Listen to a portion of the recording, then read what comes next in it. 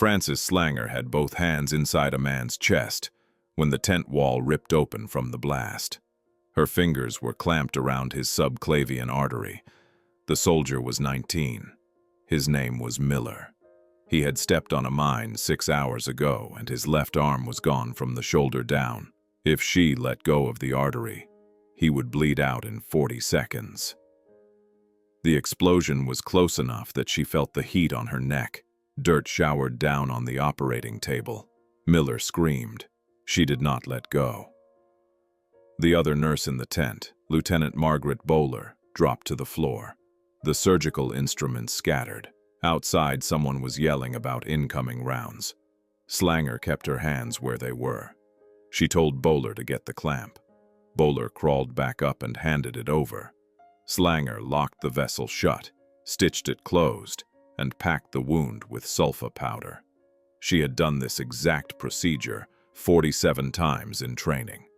None of those training exercises involved German artillery landing 30 meters away. Miller stopped screaming. His pulse was thin but steady. Slanger looked at Bowler and said he would live. Then she threw up in the corner of the tent. This was June 14th, 1944. Normandy.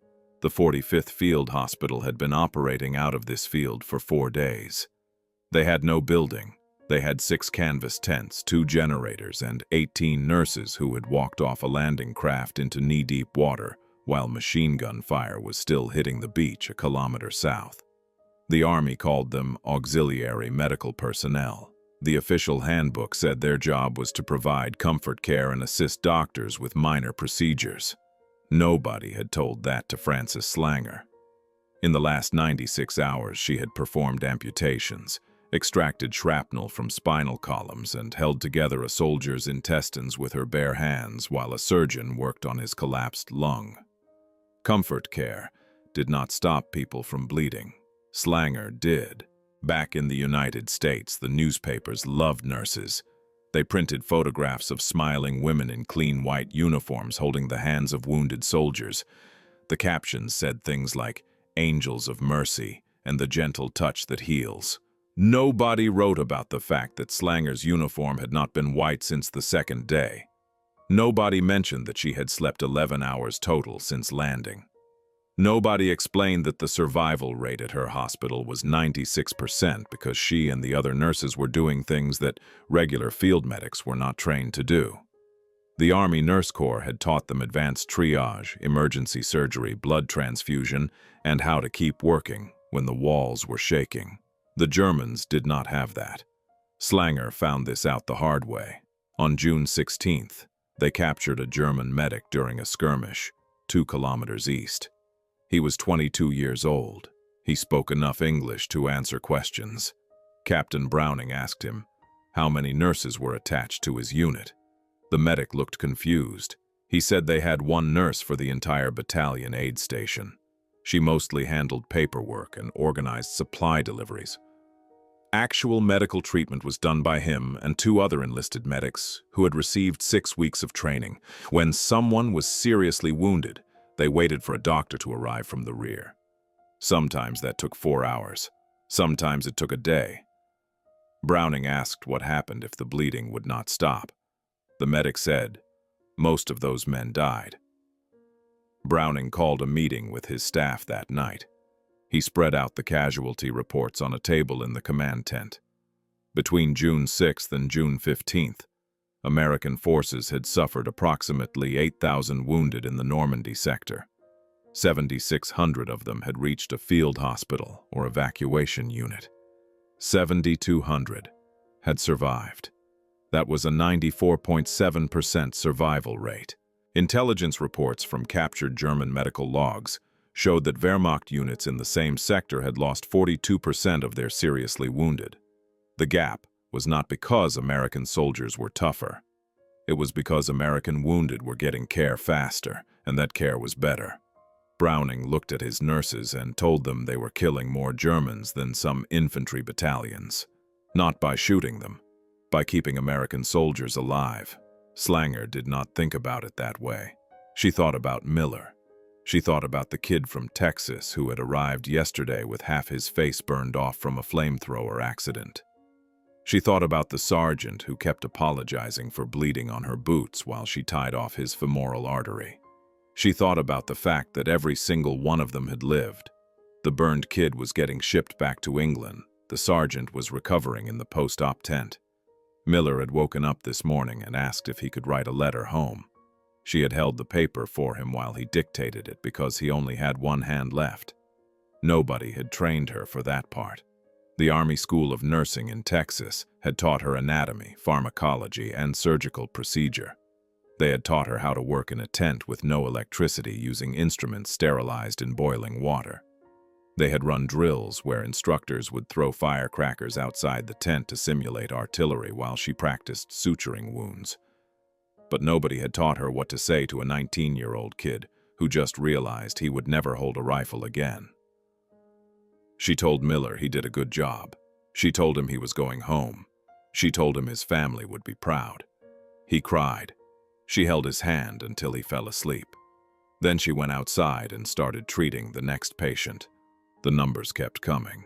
By the end of June, the 45th Field Hospital had admitted 843 patients.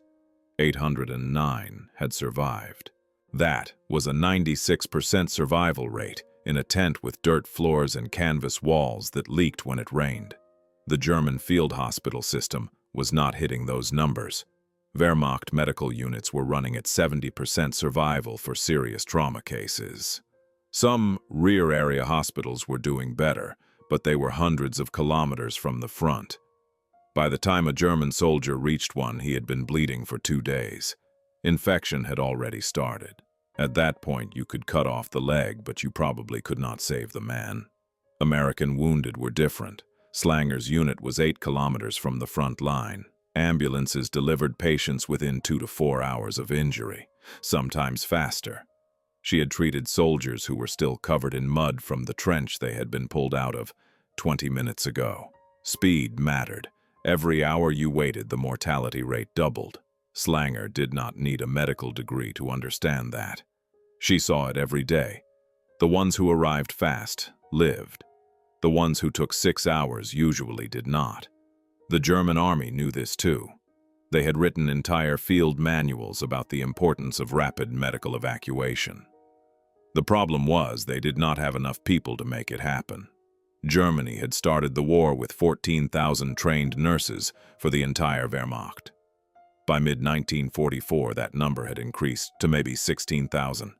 The United States had mobilized 59,000 nurses for the Army Nurse Corps alone. That was not counting Navy nurses or civilian medical staff. The Americans had more trained medical personnel in one theater than Germany had in its entire military. The math was simple. More nurses meant faster treatment. Faster treatment meant fewer deaths. Fewer deaths meant more soldiers staying in the fight. Slanger did not see the big picture. She saw 30 patients a day. She saw Miller and the burned kid and the sergeant with the blown-out artery. She saw men who should have died, but did not because she got to them in time. She saw the ones who did die, despite everything she tried. On June 23rd, a private arrived with a sucking chest wound. She had him stabilized in 10 minutes. She had him in surgery in 20. He died on the table anyway because the bullet had nicked his heart, and there was nothing anyone could do about that. She walked out of the operating tent and sat down in the mud. She did not cry. She had stopped crying after the first week. She just sat there for 5 minutes. Then she got up and went back to work. By July, the 45th Field Hospital had moved inland. They followed the advance, setting up in abandoned barns and schoolhouses. Wherever they stopped, Slanger turned the place into a functional operating room in under 6 hours. She hung plasma bags from roof beams using wire she pulled out of fences. She boiled water in metal cooking pots scavenged from bombed-out kitchens. She used kitchen tables as operating surfaces. She used bed sheets as surgical drapes. When the generators failed, she worked by candlelight. When they ran out of morphine, she held patients down while the doctors cut. When they ran out of plasma, she improvised saline solution from boiled water and salt. None of this was in the manual. All of it worked. The German medical units did not have that flexibility. They had regulations, they had supply chains, they had procedures that required specific equipment in specific facilities. When the equipment was not available, they waited. When the facilities were destroyed, they moved back to the rear and waited some more. American nurses did not wait. Slanger had watched a doctor perform an emergency tracheotomy using a penknife and a hollow reed because they had run out of surgical tubes. The patient lived. She had seen another nurse restart a man's heart by physically compressing his chest for 11 minutes until the defibrillator could be repaired. That patient lived too. Improvisation was not a skill the Army taught. It was something you learned when people were dying and you did not have time to read the handbook. By August, the numbers were staggering. The 45th Field Hospital had treated 2,300 patients since landing in Normandy. 2,208 had survived. That was a 96.0% survival rate, maintained over 3 months of continuous combat operations. Slanger had personally handled 572 cases. 551 of those soldiers were still alive. 21 had died. She remembered every single name. The German medic would not stop staring at the plasma bags. There were 47 of them, hanging from hooks along the tent ceiling. Each one connected to a wounded American. The medic's name was Klaus Richter. He was 23 years old. He had been captured 2 days ago, near St. Lo, with a bullet through his thigh. Slanger had removed the bullet, stitched the wound, and given him 2 units of blood. Now he was sitting on a cot with his leg bandaged, watching the 45th Field Hospital operate. He looked like a man watching magic happen. Captain Browning stood next to him with a translator. Browning pointed at the plasma bags and asked how many Richter's unit carried. Richter said they had 6 bottles total for 300 men. Browning asked how many nurses worked at his battalion aid station. Richter blinked. He said they had 1 nurse. She mostly did paperwork. Actual medical care was done by him and 3 other medics. Browning asked how long their training had been. Richter said 6 weeks. He learned how to apply tourniquets, pack wounds, and inject morphine. Anything more complicated than that went to a doctor. Browning asked how long it took for a doctor to arrive at the front. Richter said 4 hours if you were lucky. Sometimes 12, sometimes never. Slanger was listening from across the tent while she worked on a sergeant with a sucking chest wound.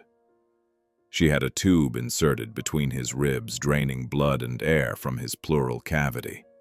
This was not something medics did. This was not something most nurses did. But the surgeon was in the other tent, dealing with an abdominal injury, and the sergeant was drowning in his own blood. So, Slanger did it herself. She had learned the procedure during a training exercise at Camp McCoy in Wisconsin. The instructor had told her that in a real emergency, she might need to perform it without supervision.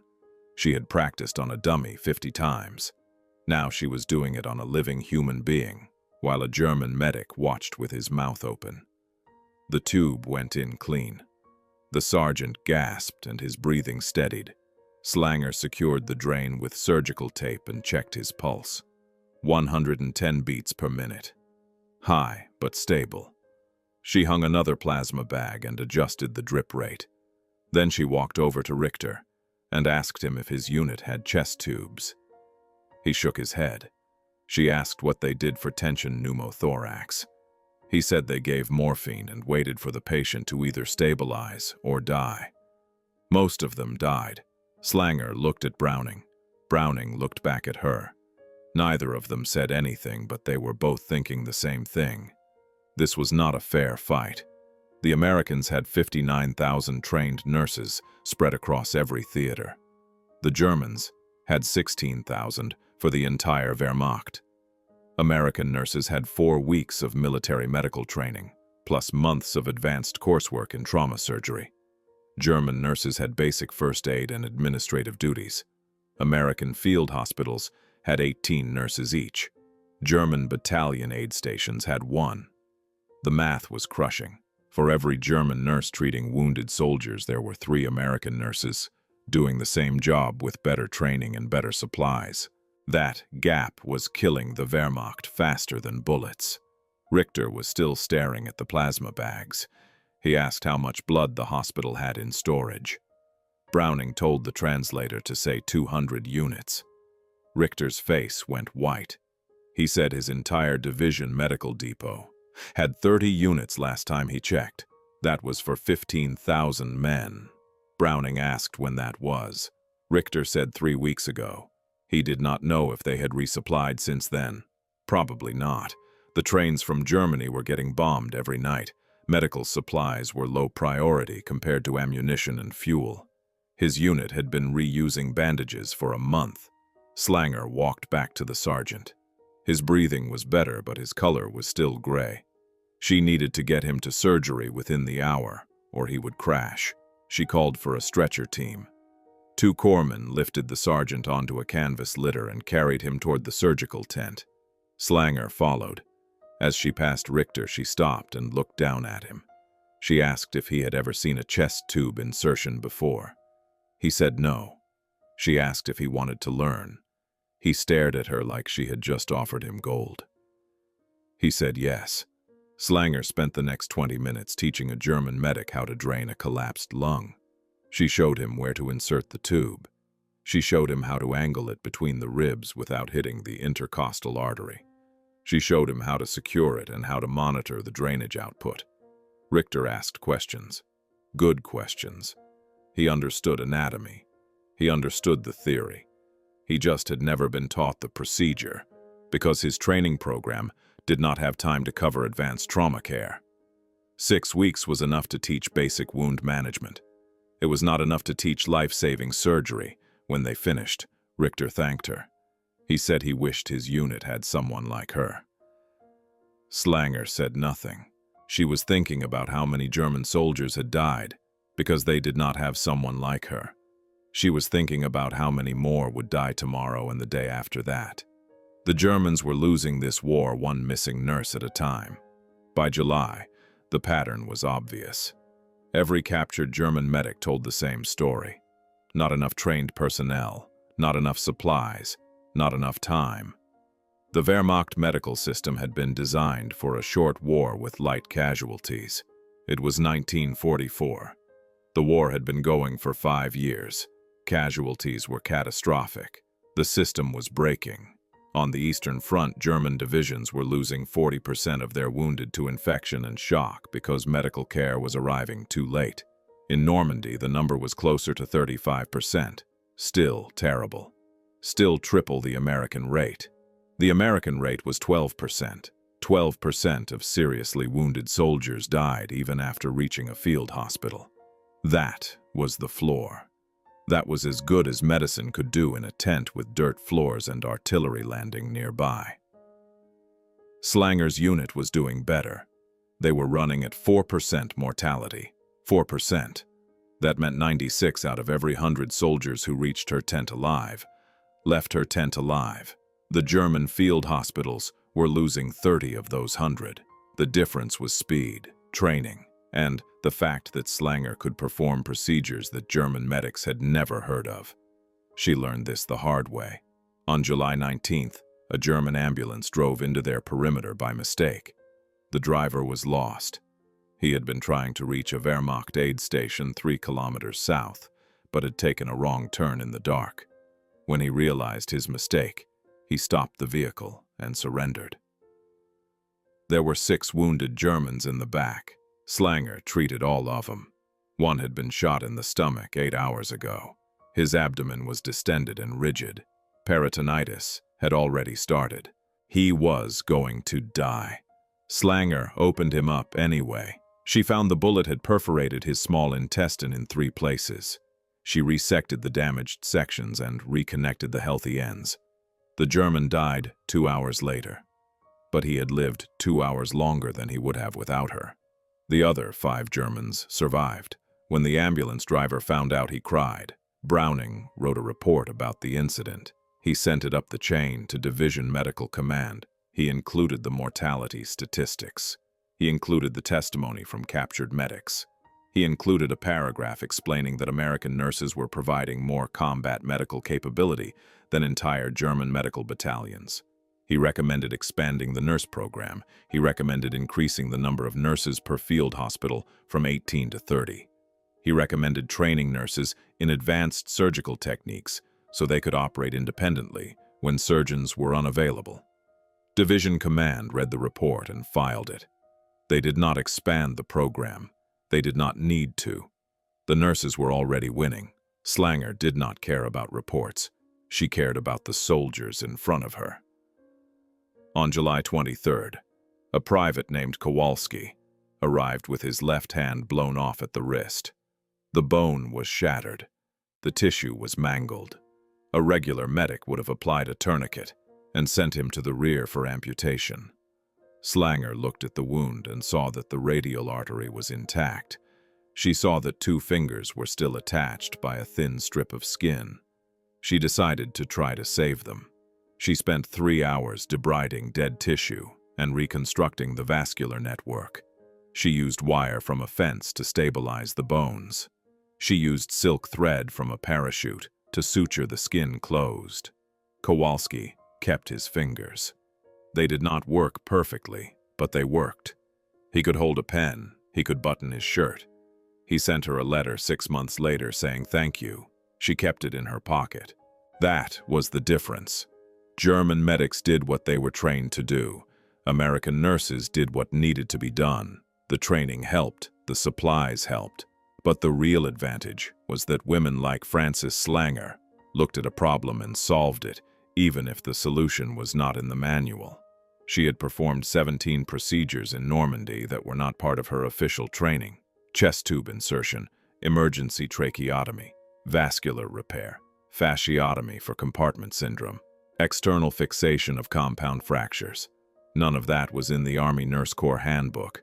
All of it saved lives. By August, the 45th Field Hospital had moved to Brittany. The fighting was brutal. The Germans were dug into fortified positions and refusing to surrender. American casualties were heavy. Slanger's unit was processing 60 patients a day. She was working 18-hour shifts. She had lost 15 pounds. Her hands shook when she tried to eat. She did not care. The soldiers kept coming. She kept saving them. One night, a lieutenant arrived with a piece of shrapnel embedded in his spine. He could not feel his legs. The surgeon took one look at the X-ray and said it was inoperable. The shrapnel was too close to the spinal cord. Any attempt to remove it would cause paralysis. The lieutenant would spend the rest of his life in a wheelchair. Slanger asked to see the X-ray. She studied it for 10 minutes. Then she asked the surgeon if she could try. The surgeon said no. Slanger asked again. The surgeon looked at her and saw that she was not asking for permission. She was informing him of what she was about to do. He stepped aside.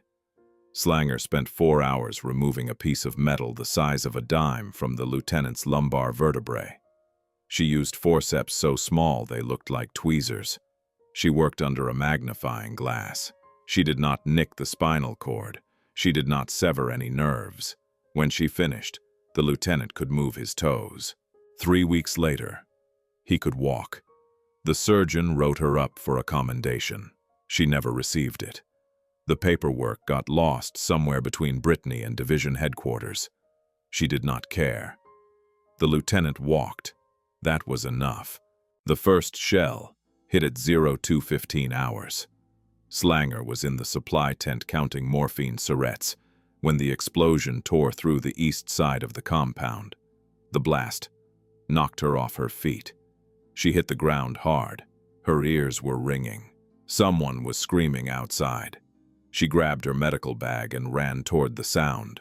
The surgical tent was on fire. Flames were climbing up the canvas walls. Inside, there were 12 patients. 6 of them were post-operative and could not walk. Slanger ran through the entrance. The smoke was thick and black. She could not see. She dropped to her hands and knees and crawled forward. Her hand touched something wet. Blood. She followed it to a cot. A soldier was lying there with his abdomen bandaged. She grabbed him under the arms and dragged him toward the exit. He was heavy. She was 5'3" and weighed 108 pounds. She pulled anyway. Outside the compound was chaos. Another shell hit the motor pool. A jeep exploded. Flames shot 30 feet into the air. Lieutenant Margaret Bowler was running between tents pulling patients out on stretchers. Captain Browning was yelling orders. Slanger went back into the burning tent. She found another soldier, then another. She made 4 trips. On the 5th trip, the tent collapsed. She barely got out. Her uniform was smoking. Her hands were burned. She did not stop. The shelling continued for 11 minutes. 17 shells total. 3 hit the hospital compound. The Germans knew exactly where they were. The tents were marked with red crosses painted on white canvas. The International Red Cross regulations stated that medical facilities were protected targets and could not be deliberately attacked. The Wehrmacht had signed the Geneva Convention in 1929. That night in Elsenborn, Belgium, they ignored it. When the shelling stopped, Slanger counted casualties. 3 enlisted men dead, 1 nurse dead. That nurse was Frances Slanger. Shrapnel from the last shell had hit her in the stomach and chest. She was lying near the supply tent where the first explosion had thrown her. Lieutenant Bowler found her at 02:43 hours. Slanger was still breathing. Barely. Bowler screamed for help. They carried Slanger into the only tent that was still standing. Captain Browning tried to stop the bleeding. There was too much damage. The shrapnel had torn through her liver and right lung. Her blood pressure was crashing.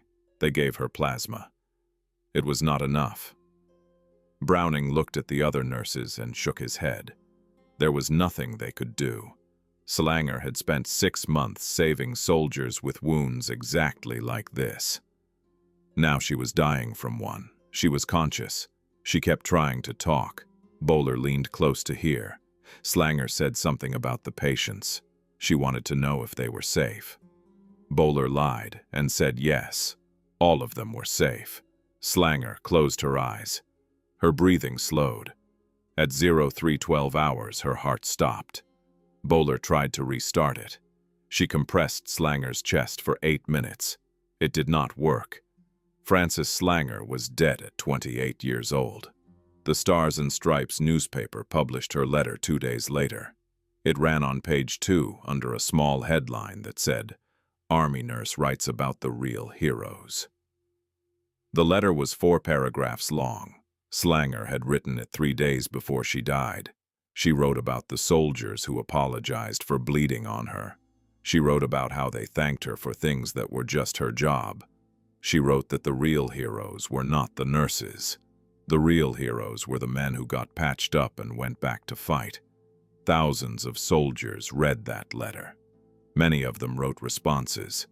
The letters arrived at the 45th Field Hospital, addressed to Lieutenant Francis Slanger. The hospital clerk did not know what to do with them. He put them in a box. Eventually, someone told him that Slanger was dead. He sent the box to her family in Boston. Her mother kept every letter. But Frances Slanger was not the story. She was one nurse, one death, one name in a casualty report. The real story was what happened after she died. The 45th Field Hospital kept operating. The other nurses took her shifts. They treated the patients she would have treated. The survival rate did not drop. The hospital processed 68 casualties in the 3 days after Slanger's death. 66 of them lived. The system did not break when one nurse died because there were 17 other nurses who could do the same job. That was the advantage. That was the weapon. The Germans did not have that advantage. When a German medical officer died, his unit struggled to replace him. There were not enough trained doctors. There were not enough trained nurses. A Wehrmacht battalion that lost its senior medic could go weeks without a replacement. During that time, mortality rates doubled. Wounded soldiers waited longer for care. More of them died. The loss of one person created a gap that could not be filled. The Americans had built redundancy into their system. 59,000 nurses, meant that losing one nurse, even a highly skilled one like Slanger, did not cripple the entire medical network. Every nurse was trained to the same standard. Every nurse could perform the same procedures. If one went down, another stepped up. The Germans had not built that redundancy. They had assumed the war would be short. They had assumed casualties would be light. They had assumed wrong. By October 1944, the numbers were devastating. American field hospitals were running at 94% survival rates across all theaters. German field hospitals were running at 68%. The gap was 26 percentage points. That gap represented thousands of soldiers. American soldiers who survived their wounds and returned to duty. German soldiers who died waiting for a doctor who never came. The Battle of the Bulge made it worse. In December, the Germans launched their final major offensive in the West. They hit American lines with everything they had. Casualties on both sides were catastrophic. American medical units were overwhelmed. They set up aid stations in barns and churches and basements. They worked without heat. They worked without electricity. They operated by candlelight. Nurses performed surgeries in freezing temperatures while artillery shook the walls. The survival rate dropped to 89%. That was still higher than the German rate. German medical units collapsed under the strain. The Wehrmacht had committed its last reserves to the offensive. That included medical reserves. Field hospitals were running with skeleton crews. Some units had one doctor for 800 men. Some had no doctor at all. Just medics with basic training, trying to handle trauma cases they had never been taught to treat. The mortality rate hit 50% in some sectors. Half of all seriously wounded German soldiers died. Not because their wounds were untreatable, because there was nobody available to treat them. One American nurse described the situation in a letter home. She wrote that they had captured a German aid station in January 1945. Inside, they found 40 wounded German soldiers. 32 of them were already dead. The other 8 were dying. There had been no medical personnel at the station for 3 days. The Germans had abandoned their own wounded because they did not have enough staff to evacuate them. The nurse and her team treated the 8 survivors. 5 of them lived. She wrote that it was the saddest thing she had ever seen. Not because the Germans were the enemy, because they were soldiers who died for no reason, other than that nobody was there to help them. That was the invisible battle. Not the one fought with rifles and tanks. The one fought with plasma and surgical thread. The one fought by women in canvas tents who worked 18-hour shifts and slept on cots and did not get medals. The one fought by nurses who could tie off an artery in 90 seconds and drain a collapsed lung and remove shrapnel from a spine. The one the Germans lost because they did not have enough people who knew how to stop bleeding. Frances Slanger had treated 941 patients before she died. 906 of them survived. That was a 96.4% survival rate. Her replacement, Lieutenant Dorothy Fremont, maintained the same rate. So did the nurse who replaced Fremont. So did every nurse who came after. The individual names changed, but the outcome did not. American wounded kept living. German wounded kept dying. The gap kept widening. By the end of the war, the math was undeniable. The United States Army Nurse Corps had saved approximately 330,000 soldiers who would have died without advanced medical care. That number came from comparing American survival rates to German survival rates across equivalent injury types. 330,000 soldiers. That was more than the entire German Sixth Army that surrendered at Stalingrad. That was more casualties than the Germans inflicted on American forces during the entire Italian campaign. The nurses had not stopped the Germans by killing them.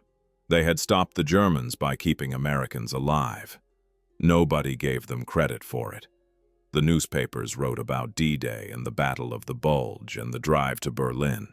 They wrote about generals and infantry divisions and tank battles. They did not write about the nurses who worked in tents behind the front lines. They did not write about the survival rates. They did not write about the math. After the war, most of the nurses went home and went back to civilian nursing. They did not talk about what they had done. Nobody asked. But the numbers told the story. Every wounded American who reached a field hospital had a 94% chance of survival. Every wounded German had a 70% chance. That 24% difference multiplied across millions of casualties meant that the Americans kept their army in the field, and the Germans did not. It meant that American divisions could replace their losses and German divisions could not. It meant that by 1945, the Wehrmacht was running out of men while the Americans were still bringing fresh troops across the Atlantic. The Germans had lost the medical war before they lost the shooting war. They lost it because they did not have Francis Slanger. They did not have 59,000 women who could perform emergency surgery in a burning tent. They did not have a system that valued nurses as combat multipliers instead of administrative assistants. They lost it because they thought bandages were something soft. They were wrong. Bandages were a weapon. The nurses who applied them were soldiers, and they stopped more Germans than most battalions ever did. Dorothy Steinbis stepped into the building and her boots crunched on frozen blood. The floor was covered in it. Dark red ice mixed with dirt and shattered glass. This had been a German field hospital 6 hours ago. Now it was hers. The 57th Field Hospital had just moved into this schoolhouse outside Bastogne, and she had 30 minutes to turn it into an operating room before the first casualties arrived. It was December 21st, 1944. The temperature was 14 degrees Fahrenheit. The building had no heat. She could see her breath. The windows were blown out. Snow was drifting through the gaps in the walls. In the corner, there were still German medical supplies scattered on the floor. Bandages, empty morphine bottles, a surgical saw with dried blood on the blade. The Germans had abandoned this place in a hurry. They had left their wounded behind. Dorothy counted 8 bodies, all German, all dead. They had bled out waiting for evacuation that never came.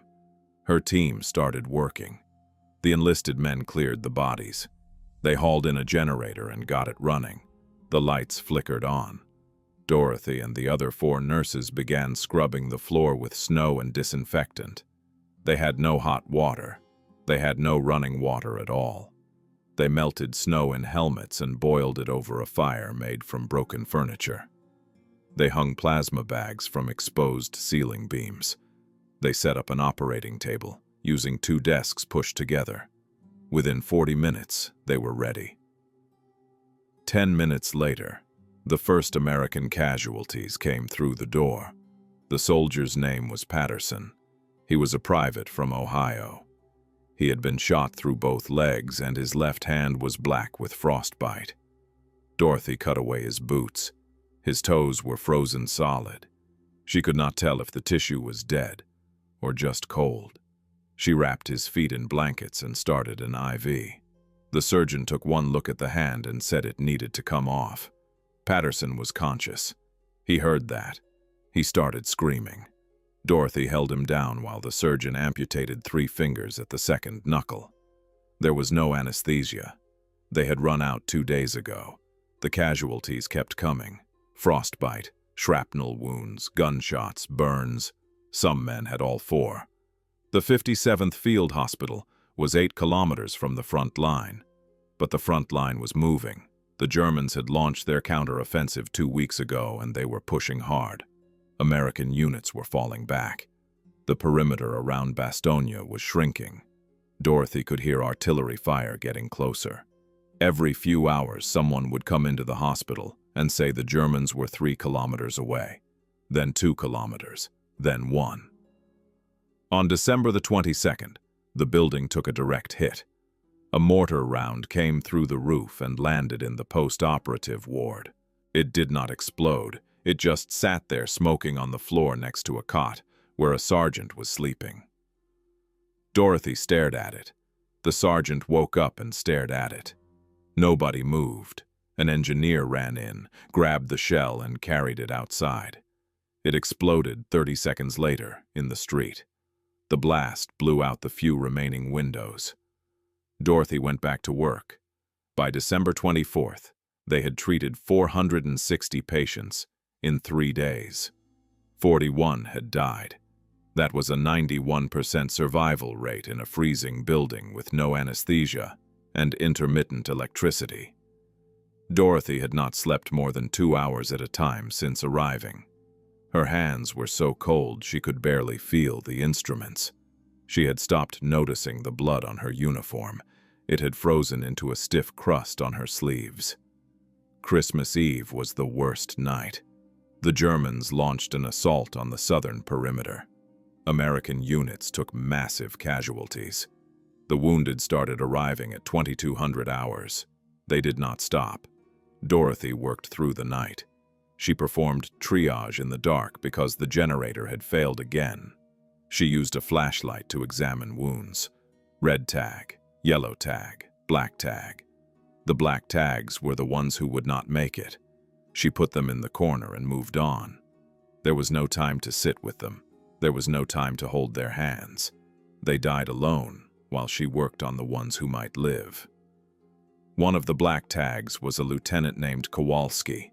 He had taken shrapnel to the chest and abdomen. His intestines were exposed. He was conscious. He asked Dorothy if he was going to die. She looked at him. She looked at the 30 other patients waiting. She told him yes. He nodded. He asked her to write a letter to his wife. Dorothy said she would. She did not have time. She moved to the next patient. Kowalski died 20 minutes later. She never wrote the letter. She thought about that for the rest of her life. By December 26th, the situation was critical. The 57th Field Hospital was down to 1 surgeon. The other 3 had been evacuated with injuries. They had 4 nurses left. 1 had been killed by sniper fire on the 24th. They had no morphine, no plasma, no sulfa powder. They were operating with instruments sterilized in snow water. They were using bed sheets as bandages. They were keeping soldiers alive through improvisation and willpower and nothing else. Then the weather cleared. American aircraft dropped supplies, food, medicine, ammunition, plasma. Dorothy caught one of the supply crates as it drifted down on a parachute. Inside were 50 units of plasma, 200 morphine syrettes, and a box of surgical gloves. She sat down in the snow and cried. It was the first time she had cried since landing in France 6 months ago. She cried for 2 minutes. Then she carried the supplies inside and got back to work. The German medical units were not getting supply drops. They were surrounded, cut off. Their field hospitals were running on empty. A captured German doctor told Dorothy that his unit had not received supplies in 3 weeks. They had no plasma, no antibiotics, no anesthesia. They were amputating limbs with hacksaws and no pain medication. Wounded soldiers were dying at a rate of 60%. The doctor said he had 1,600 patients and 3 nurses. He said most of his patients were lying in unheated barns waiting to die. He asked Dorothy how many nurses her unit had. She said 4. He asked how many patients. She said 270. He looked at the floor and did not say anything else. On January 3rd, the Americans broke the siege. Patton's Third Army pushed through from the south. The Germans retreated. The 57th Field Hospital stayed in the schoolhouse for another week, treating casualties from the pursuit. By January 10th, they had processed 983 patients. 893 had survived. 90 had died. Dorothy remembered every single one of the 90. She did not remember most of the 893 who lived. That was the way it worked. You remembered the failures, the successes blurred together. After Bastogne, the numbers became impossible to ignore. The Battle of the Bulge had cost the Americans 19,000 killed and 47,000 wounded. The Germans had lost somewhere between 67,000 and 100,000 killed and wounded. Nobody knew the exact number because German record-keeping had collapsed, but the casualty ratio told the story. American wounded had a survival rate of 87% during the Bulge. That was lower than the overall European theater rate, but it was still better than the German rate. German wounded were dying at 50% or higher in many sectors. The gap was 27 percentage points. That gap meant thousands of soldiers. Dorothy did not think about the big picture. She thought about Patterson with his frozen toes. She thought about Kowalski asking her to write a letter she never wrote. She thought about the black tags in the corner. But the math did not care about her thoughts. The math said that for every 100 American soldiers seriously wounded at Bastogne, 87 survived. For every 100 German soldiers seriously wounded, 50 survived. That 37-soldier difference, multiplied across tens of thousands of casualties, meant the Americans maintained combat strength and the Germans did not. The Wehrmacht could not replace its losses. By January 1945, German divisions on the Western Front were operating at 60% strength.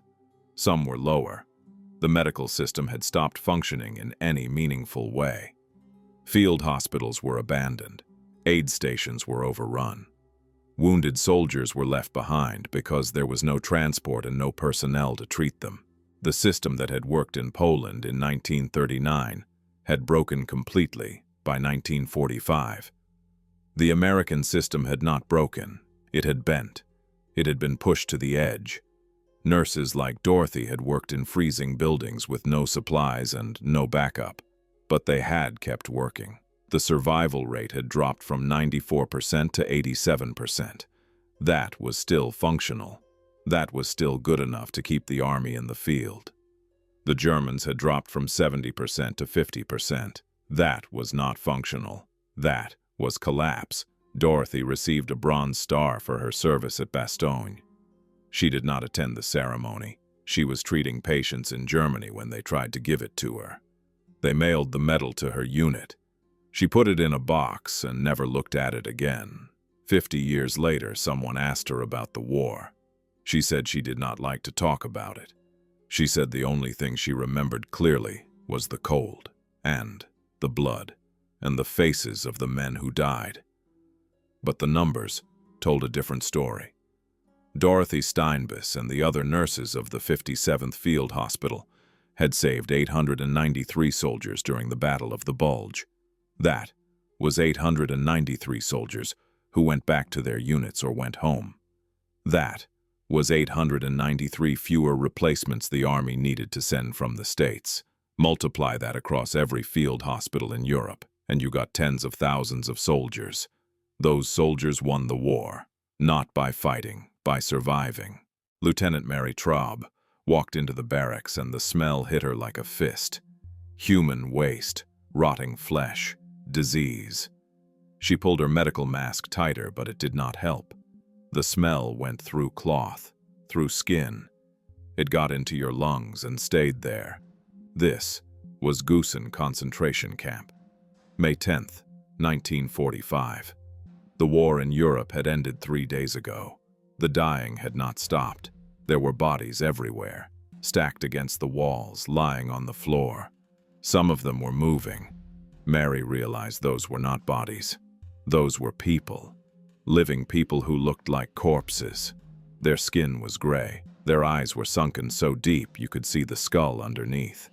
Their arms were thinner than the bones inside them. She had been a nurse for 3 years. She had treated gunshot wounds and burns and amputations.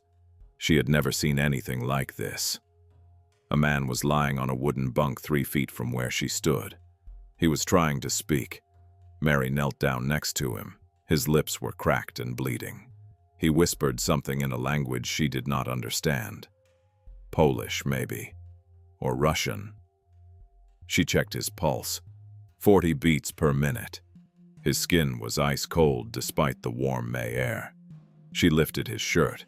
His rib cage was visible through the skin. Every bone outlined in sharp detail. His abdomen was distended from starvation edema. She had read about this condition in medical textbooks. She had never believed a human being could look like this and still be alive. The 131st Evacuation Hospital had arrived at Gusen 2 days ago with 30 doctors and 47 nurses. They had orders to treat the survivors. Nobody had told them what condition the survivors would be in. Nobody had prepared them for this. The camp held 8,000 prisoners. 6,000 of them needed immediate medical care. Half of those were dying. Mary and the other nurses had 48 hours to set up a functioning hospital in buildings that had been used as torture chambers. They worked fast. The enlisted men cleaned out 8 SS barracks south of the camp. They scrubbed floors. They burned mattresses that were soaked with blood and feces. They set up 1,500 beds.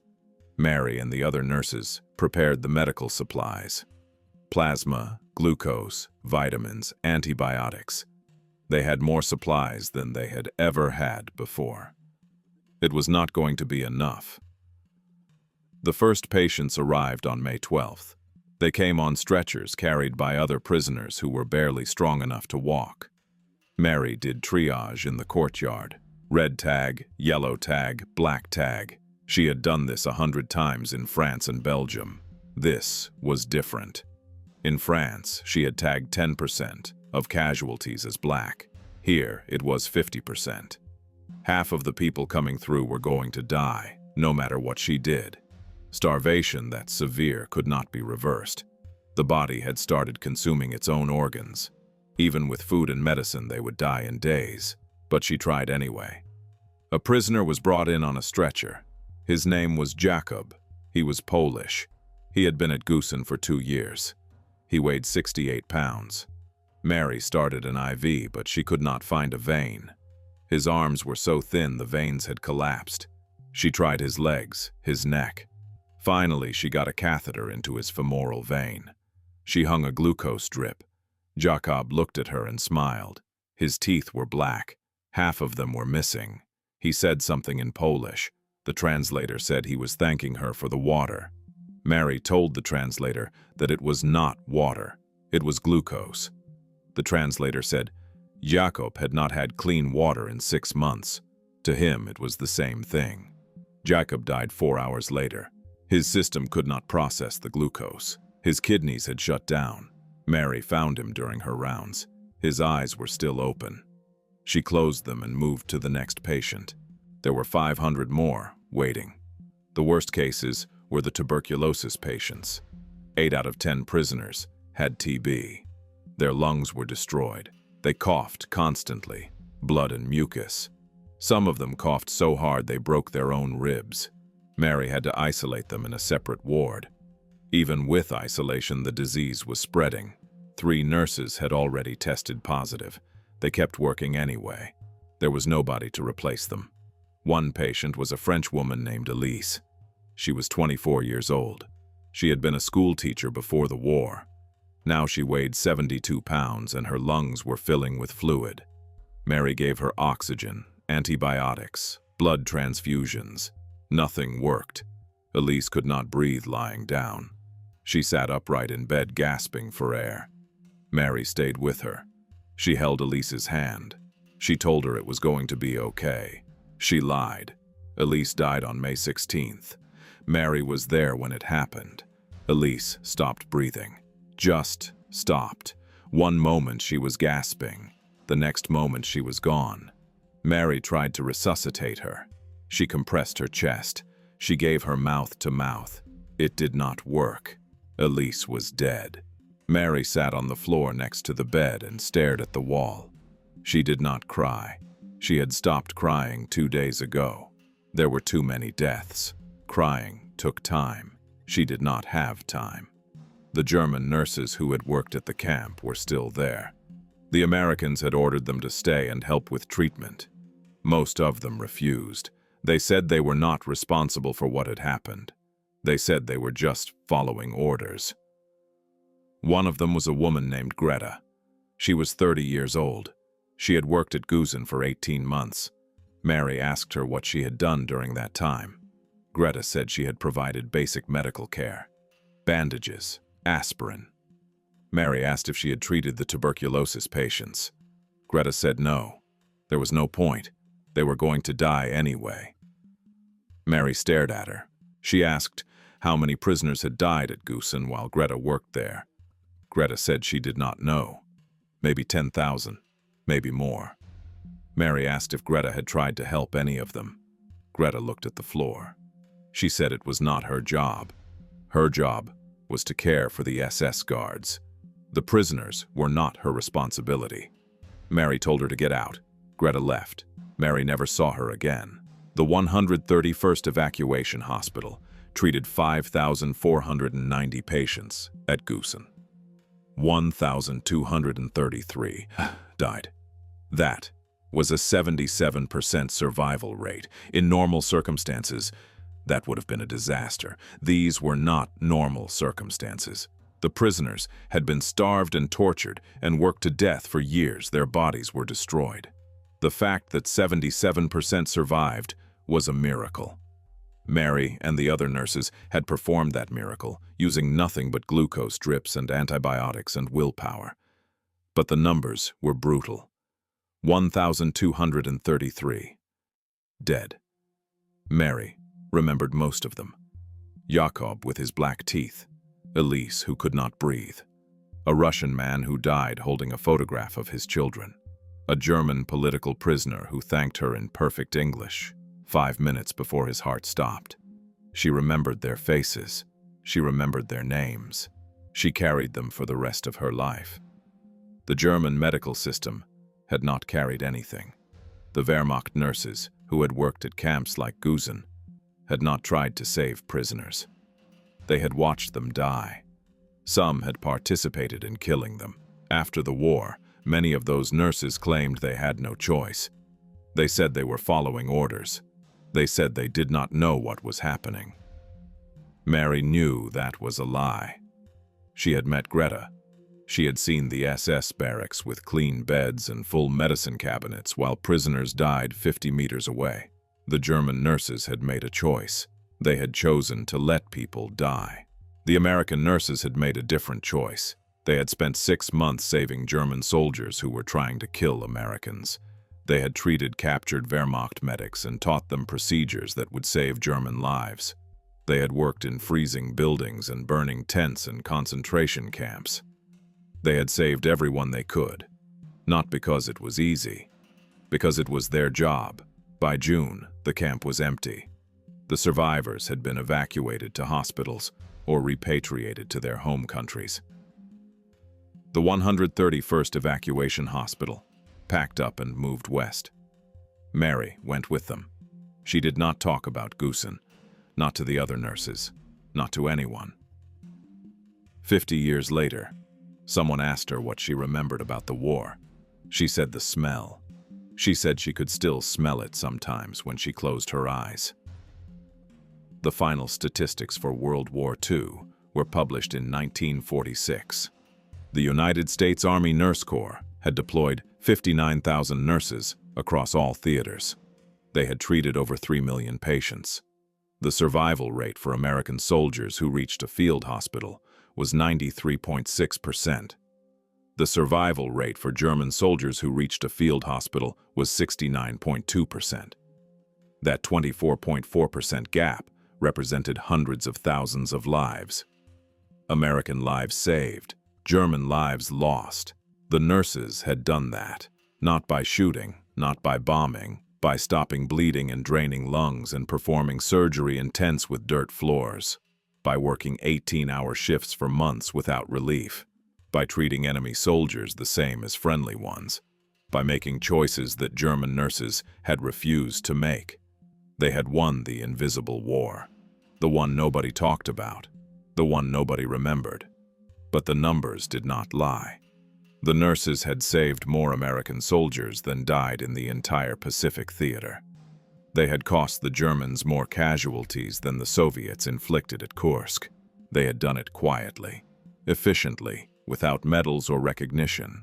They had just done their job, and their job had stopped an army. Lieutenant Dorothy Steinbis stepped off the transport ship in New York Harbor on November 3, 1945. She had been overseas for 18 months. She had treated 983 patients. She had watched 90 of them die. She weighed 94 pounds. Before the war, she had weighed 126. Nobody noticed. The dock was packed with thousands of returning soldiers. The crowd was cheering. A band was playing. Dorothy walked down the gangplank carrying a canvas bag with everything she owned. A reporter stopped her. He asked if she was happy to be home. She said yes. He asked what she had done during the war. She said she was a nurse. He wrote that down and moved on to interview a tank commander. The Army gave her 2 weeks of leave. She took a train to her parents' house in Ohio. Her mother cried when she saw her. Her father shook her hand and said he was proud. They asked questions. Where had she been? What had she seen? Dorothy told them she had worked in field hospitals in France and Belgium. She did not tell them about Bastogne. She did not tell them about the sergeant with the sucking chest wound. She did not tell them about Kowalski, who asked her to write a letter she never wrote. She said the work had been hard but important. Her parents nodded. They did not ask more questions. Nobody knew what to ask. After 2 weeks, Dorothy reported to Fort Bragg for reassignment. The Army was demobilizing. 57,000 nurses had served during the war. By December, 40,000 had been discharged. The remaining 17,000 were being reassigned to stateside hospitals or released from active duty. Dorothy was given a choice. She could stay in the Army Nurse Corps at reduced rank, or she could accept discharge and return to civilian nursing. She chose discharge. On January 9, 1946, she received her separation papers. After 18 months of war, she was a civilian again. The transition took 15 minutes. She signed 3 forms. Someone gave her a check for back pay. Then she walked out the gate. She found work at a hospital in Cleveland. The pay was $40 a week. During the war, she had been making 50+ combat pay. The hospital wanted her to work on a general medical ward, checking vital signs, administering medication, helping patients to the bathroom. She had spent the last year performing emergency surgery in freezing buildings while artillery landed outside. Now she was taking temperatures. She lasted 3 months. Then she quit. Mary Traub had a similar experience. She returned home in June 1946. She had been at Gusen for 6 weeks. She had treated 5,490 concentration camp survivors. She had watched 1,233 of them die. She did not talk about it. Not to her family. Not to anyone. She found work at a hospital in Boston. The other nurses asked where she had been during the war. She said Europe. They asked if she had seen combat. She said no. It was easier than explaining. The hospital assigned her to the surgical ward. She was supposed to assist doctors with routine procedures, appendectomies, hernia repairs, gallbladder removals. The doctors treated her like a secretary. They told her to hand them instruments. They told her to prepare patients. They did not ask her opinion. One day a patient came in with a collapsed lung. The doctor was in another surgery. Mary performed a chest tube insertion without asking permission. She had done the procedure 200 times during the war. The patient stabilized. When the doctor arrived, he was furious. He said nurses did not perform procedures without direct supervision. He said if she did it again, she would be fired. Mary quit the next day. 59,000 women had served in the Army Nurse Corps during World War II. They had performed procedures that regular nurses were not trained to do. They had worked under conditions that would have closed civilian hospitals. They had maintained survival rates that peacetime medicine could not match. Then they came home and were told to go back to checking vital signs and emptying bedpans. Most of them did. They needed the jobs. They needed the money. They swallowed their frustration and went back to work. But some of them could not do it. Frances Slanger had saved 906 soldiers before she died. Her replacement, Lieutenant Dorothy Fremont, had saved another 800. Dorothy Steinbis had saved 893. Mary Traub had saved 4,257. These women had held together arteries with their bare hands. They had drained collapsed lungs. They had removed shrapnel from spines. They had performed amputations without anesthesia. They had done things that doctors did. Then they came home and were told that nurses did not do those things. The medical establishment did not know what to do with them. Army nurses had proven that women could perform advanced trauma care. They had proven that nurses could work independently without direct physician supervision.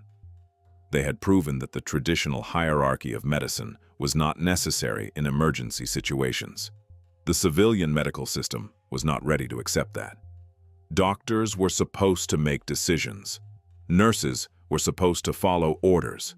The fact that thousands of nurses had spent years making life and death decisions independently was inconvenient. So the system ignored it. Dorothy Steinbis tried 4 different hospitals in 2 years. None of them would let her work to her capability.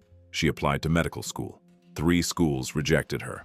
1 accepted her, but said she would need to complete 4 years of pre-medical coursework first. She was 28 years old. She had saved 893 lives.